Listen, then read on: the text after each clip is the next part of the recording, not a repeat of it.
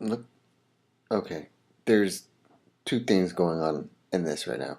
One is an Elvish style hair, and two, the Elvish style hair is mixing with a One Direction character, which I don't know how I did that. Welcome to Coffee and Comics for Thursday. I'm your host, Jay Wheeler. How's it going, everyone? Yes, it is Thursday. It is Comic Review Thursday. Uh, I'm going to review all these comic books right here. Look how thick this is right here. Look at that. That's a lot of reading. Uh, so yeah, we got those to review. We got stories about X-Men. Got stories about Wolverine. Stories about a Spawn character crossing over to the Guardians of the Galaxy. So, shall we get started with the comic books? I think we should. Alright, so, Batman and Catwoman, 22. Again, this continues in the long string of Batman and Red Robin, Batman and Batgirl, Batman and Red Hood, Batman now Catwoman. The next one's going to be Batman and Nightwing. But since the death of Damian, each member of the family has been trying to hang out with Batman and have them along, or Batman somehow stumbles along and they're either heist, in Catwoman's case, or Batman telling Jason Todd to, like, hey, come with me, kind of stuff. So in this one, Batman stumbles upon Catwoman trying to do a heist, and so therefore Catwoman is not hanging out with Batman, but working with Batman. And while that's happening, that new girl that is now, I guess, watching over the dog part time a little bit is, I think, helping Bruce kind of start coping a little better, because you could kind of see it. You can kind of see that Bruce is kind of starting to get back to normal, because there's two females in his life now. And yeah, so, but throughout this issue, like I said, there's two females in his life. One is his, forbidden love, that they come together, they have sex, they do this love thing, and then they split off. But you know that they're eventually, somewhere down the road, they're going to get married.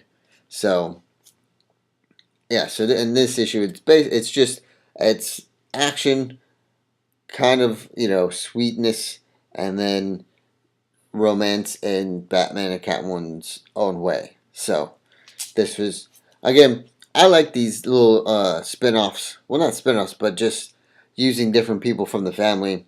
So it's not like Batman and Robin, it's Batman, like I said, Batman and Red Hood, Batman and Red Robin, Batman and Batgirl. And from those three issues, it was pretty bad, because Bruce is getting, like, up there and, like, bad ideas to bring back his son, which is understandable because he lost his parents a long time ago. That's how he got to be this guy. And now he lost the only son that he found out that he had. So that could mess you up a lot. But in this issue, you kind of see Bruce starting to, you know, kind of settle back down. So pick this up if you love Batman and love this Batman and Robin series. It's pretty good. Next, we have Justice League of America 6. Now, in Justice League, if you haven't read it yet, look away. But in Justice League, in the Justice League, the whole war basically is starting because of everyone thinking that Superman killed Dr. Light. Now, it's kind of like Identity Crisis in the sense of someone killing Dr. Light and everyone thinking it's one of the heroes, which, if you read Crisis, it turns out that no one killed Dr. Light. Well, someone did kill Dr. Light, but it was none of the heroes.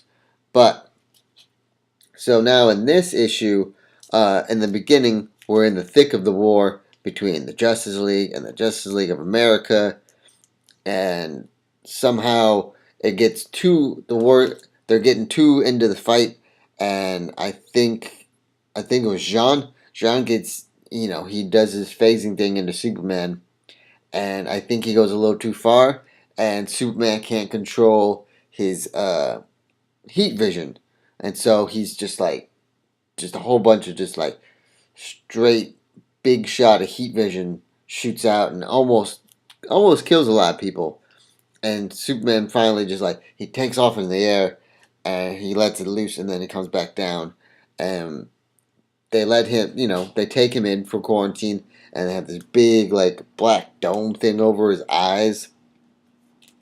And he's wondering who he killed and who his family was, and he was, but they are the Justice League of America is starting to think, well, I don't think it's Superman. I mean, it possibly could be Superman, but not a lot of things are adding up. And Wonder Woman is trying to find out who actually did kill Dr. Light because she doesn't believe that Superman did it.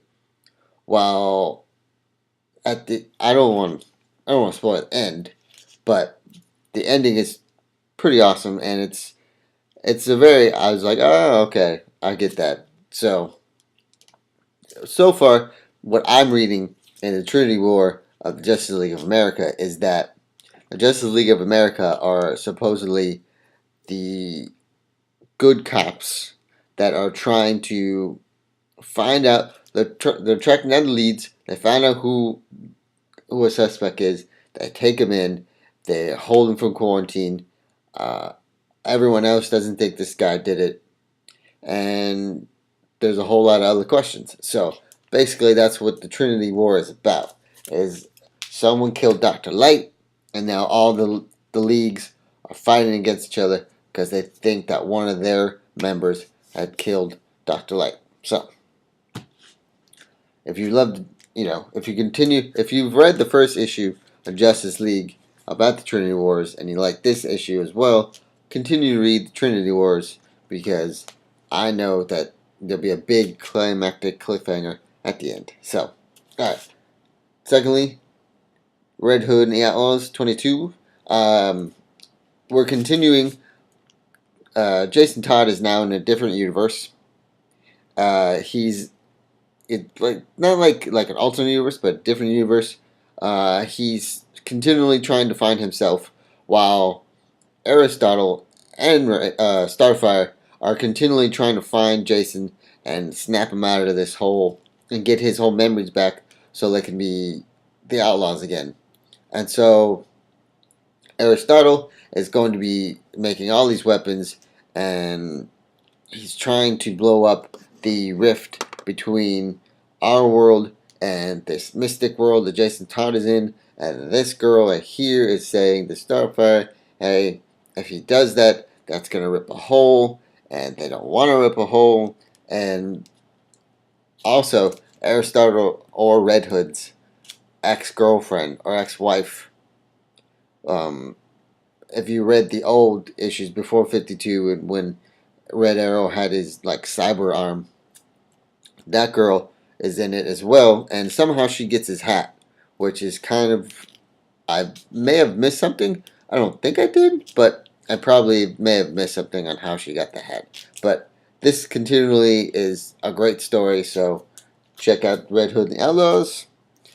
Teen Titans 22 continues to fight against Raven and her father, and turns out that Red Robin sacrifices his wings to not really kill Trigon, but wound him for a while, and they send him back down to wherever he came from.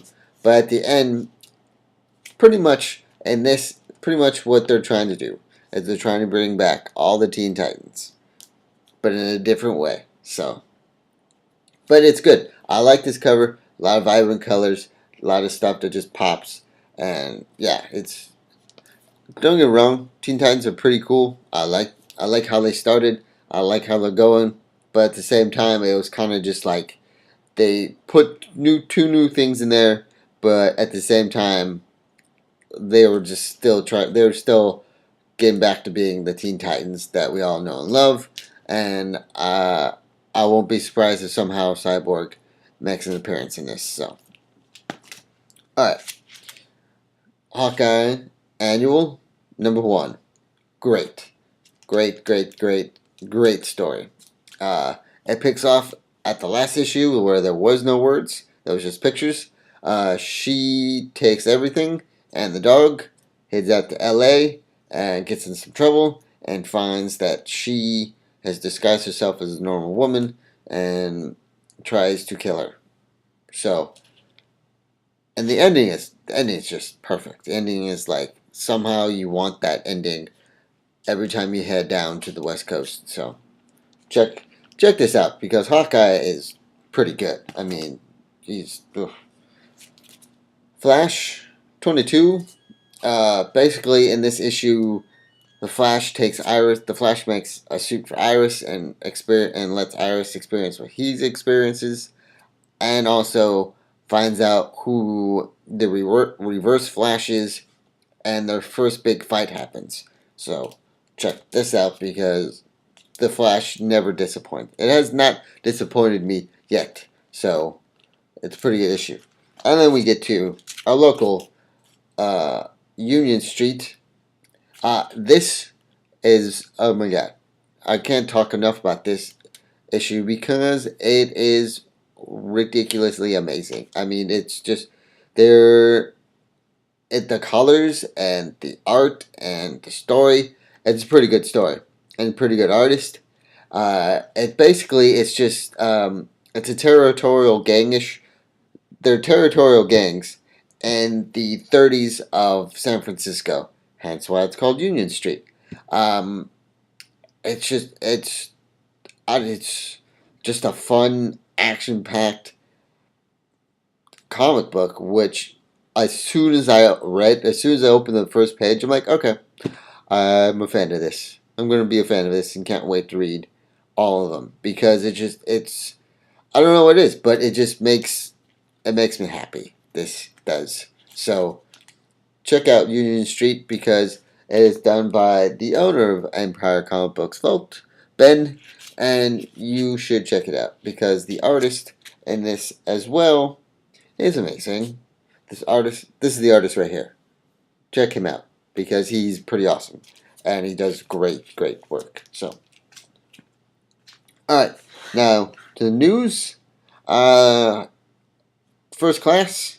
There's a timeline now for First Class. And it's going to have where basically it's Wolverine. They discussed it at San Diego Comic Con. They revealed that Wolverine's the one that's going to go back in time and then come back to the future because he's the one that can take it all. Now, when he goes back in time, it's 30 years. It says right here that it takes place 10 years after First Class, and then when he goes back to the future, he will go. He's going to be 3 years after X-Men Last Stand. So hopefully he can go 88 miles an hour with his claws, and not spark him with. I'm sorry, I tried to make a Back to the Future reference and joke. It didn't go very well, but you get the gist. So that's going to be pretty awesome. That Wolverine's the one that can go back in time. That's going to be cool. Lastly, Spine character is going now over to the Guardians of the Galaxy, and she's going to show up. She's going to debut in the final chapter of the Age of the Tryon. So that's going to be issue #5. So that's going to be awesome. There will be variant covers that I will put up. So that will be it for today. I hope you enjoyed this episode. Please subscribe. Please read more comics and enjoy your day.